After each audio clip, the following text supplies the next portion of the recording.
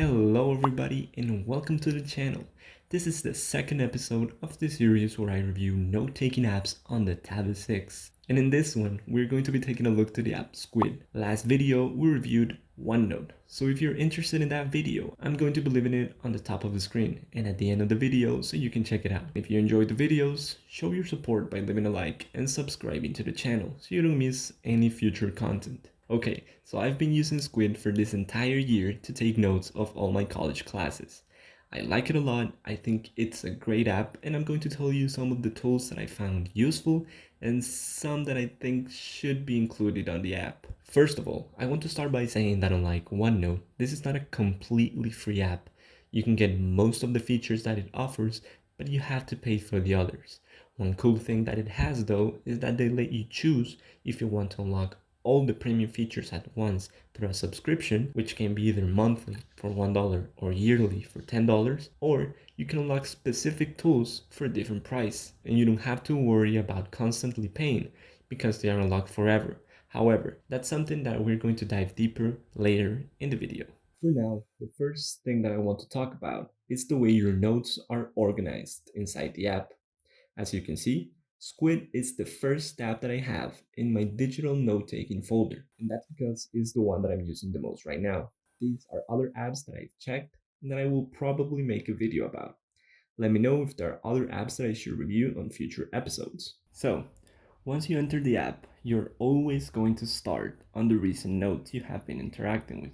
Each note can be added to a notebook, and you can create as many notebooks as you want. One interesting feature that it has is that you can mark your favorite notes with a star. If we tap on the top left corner, we are going to access the classification of our notes, where you can specifically view every note that you have marked with the star icon.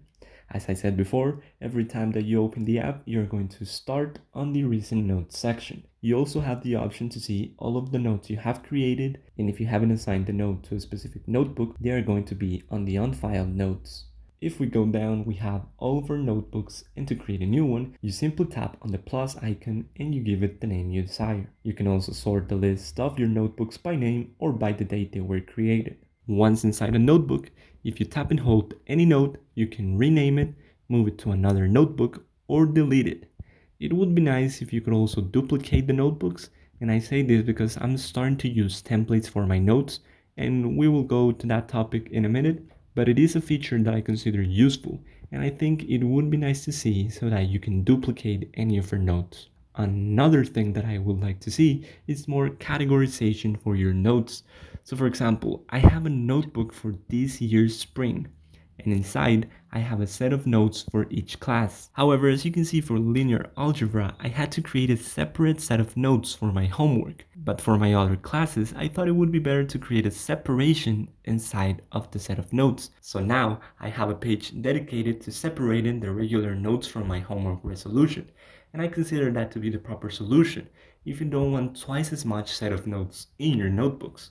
So what I'm trying to say is that I'd like to have the possibility to create folders inside of my notebooks so that I can group all of my different sets of notes, presentations, and any extra materials of a single class on a single place. The other solution to this is, instead of creating a notebook for the semester, creating a notebook for every class that I have, but I don't know, I still like the other solution better. When creating a new note, you can choose one of the many templates that the app has.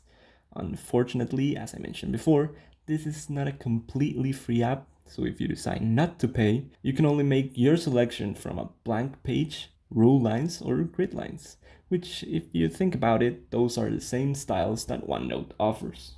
However, if you decide to go the premium way, you can select multiple styles from multiple categories, like Standard, which has the Cornell style, which is really good for studying. You also get math and engineering, music, sports, and planners and lists. To be honest, I haven't used the majority of them. I've stick to Cornell style in rule line and grid lines, but one thing that I have been using recently is the premium tool for importing PDFs, and that's because you can find templates online of the styles you want. One reason to do so and not to use the ones from the app is because when you choose some of them, you lose customization. So for example, If you decide to go with the blank page, you can still change its color and its size. So you can make it infinite, letter, executive, A4, B5, whatever. But if you choose the Cornell style, you cannot change any of those things. So that's when using online PDFs templates becomes useful.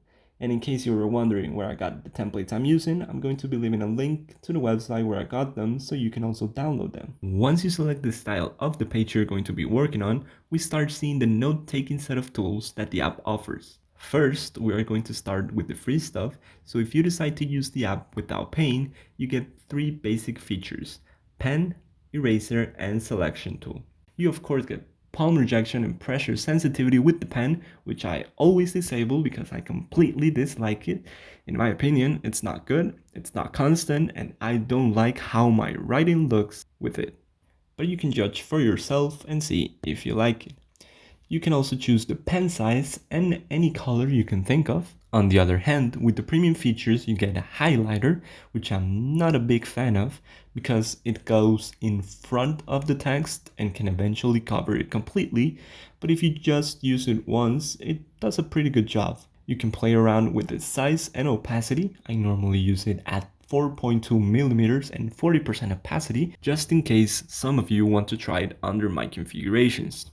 Next, we have the selection tool, which, unlike the one that we saw in OneNote, it's simpler. Not that that's something bad, it's just that you have to get used to it. Just imagine that every selection you make must have a rectangular shape, so you cannot get around some text as you would in OneNote. It's sometimes annoying, but you get the hang of it as you use it. You get 2 erasers, one that deletes the whole stroke of the line, and another one that's more sophisticated that can erase specific parts of a line drawn by a pen, not a highlighter though. Finally, you get the figures of a line, rectangle, and ellipse, and you also get the option to add typed text to your notes. Nothing much to say about these tools, they do their job pretty good. I just wish that you could rotate them. At the moment you can only resize and move them, and I sometimes find the necessity to rotate a figure that I've drawn, and I can't. Now talking about the writing experience, as you might have seen in the clips of the video, when you move the screen you have to wait a split second for the screen to load, and it becomes a problem when you're like me and you like to move the screen a lot while you're taking notes. Also, I feel like there's too much wobbling going on. I'm not completely sure if it's the way Squid interprets the pen input, but what I do know is that it annoys me more than it should. As you may remember, I said that OneNote has probably the best S Pen interpretation that I've seen from these apps, and it's because when I use OneNote and I come back to Squid, I feel like something's missing in here. The only way I've seen that you can avoid it is if you write fast. But like very fast.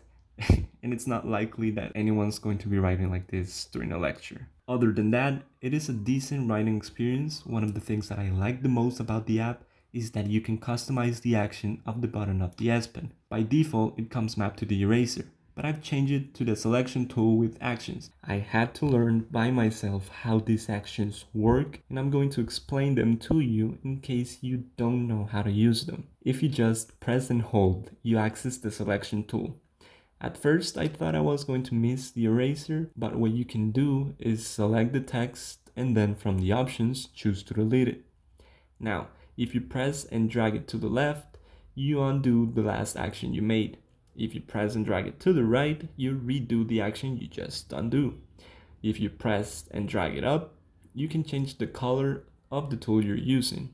And if you drag it down, you can change your tool to a different one, or you can change the settings of the one you're using, which makes it more convenient if you're not close to the top of the screen. When selecting something you wrote with the S Pen, you're able to move it, resize it, change its color and the size of its lines, which is something I complain that you can't do on the OneNote that the Tab 6 receives. It is really necessary so that the whole experience of digital note-taking becomes more enjoyable to the user. You can add images to your notes, either from your gallery or your camera, and you can also cast your notes to a smart screen, Chromecast, or any other casting device, which is very useful if you're trying to show your notes to others. Instead of everybody looking at your tablet, they can be looking at your notes on a hopefully bigger screen. You can choose multiple styles for the pages of your notes. It is not limited to one template for all the pages. You get the option to print your notes if you still want to have them physically, and you can also export them either as a PDF or an image. You have the option to export just the page you're on or the entire set of notes. I've used this feature mostly for sending my professors my homework or project resolution as a PDF, and I have no complaints about it. It works as it's supposed to. Now lastly, I want to talk about some settings that Squid offers. You can set the first page of your notes as their thumbnail, which is what I do. So I add a title in the first page with the name of the class. You can also disable the back button on the screen so you don't exit your notes unintentionally, and you get the option to keep the screen on while you're seeing or editing your notes. I don't use this feature. I feel like if your screen is turning off, it's because you're not paying attention to it. But I can see some scenarios where it is useful. For your inputs, you get the option to define the primary input method that you're going to be using. In this case, I have the S Pen, but you can also set your finger if you're going to use the app on a device without a pen. However, if you have one, you can additionally set a specific action to your finger. So in my case, I have it to move around the screen. But you can also set, for example, the highlighter or the eraser or nothing if you want. In the next option is where you can decide what to map to the S Pen button. As you can see, I have the selection tool with gestures, but you can also set the eraser, highlighter, or just the gestures. The only option that combines both a tool and gestures is the selection tool, and that's why I decided to select that one. Then you have other two configurations for other buttons, but I think they cannot be used with the Tab 6 pen. You can also configure a default style for your notes. I have it on narrow, A4, portrait, and you can configure a 2-finger double tap to quickly change the zoom of the page you're working on. Finally, this app is compatible across many platforms and you can have your notes on different devices. However, to do so, you have to manually back up and restore your notes. It can be either locally or through a cloud service, and for the cloud service, I think you have to be premium. You don't get that on the free version. Now, from what I've read, I've seen that a lot of people have complained about Google Drive not being one cloud service option, and to be honest, I mean, it's not a big deal, at least not for me. You can still choose Dropbox, which I think solves the issue, but I think that it's kind of weird that they don't have Google Drive as an option. Another thing that I've noticed is that I have it to automatically back up my notes every day. And as you can see, the last backup that was made was on April 9th and it's almost May at this point. So that's why I say that you have to manually create and restore your backups. As on the previous episode, right now you're going to be seeing a clip of me taking notes.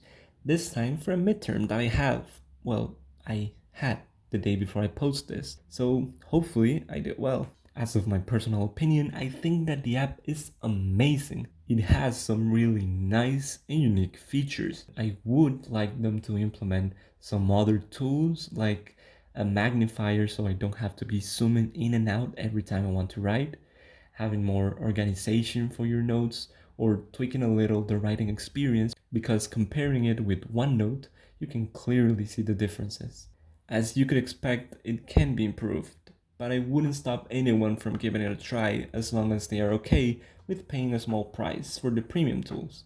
I don't think that you can get the real experience staying with the free version, but you can always buy the specific sets of tools, which, if you're wondering, the ones that you can buy individually are PDF imports, which is a really good solution for not having the templates that the app offers, Tool Pack, which includes the highlighter, the shapes, text, and the true eraser, and Cloud Backup, which is useful if you want to have your notes on different devices. Let me know your thoughts about the app. Is it the best note-taking app, or have you tried any other that's better? Make sure to leave your answers in the comments, like the video if you enjoyed it, I don't think you would if you didn't, and subscribe for the next episode of this series. This has been a regular teenager. Take care. Peace.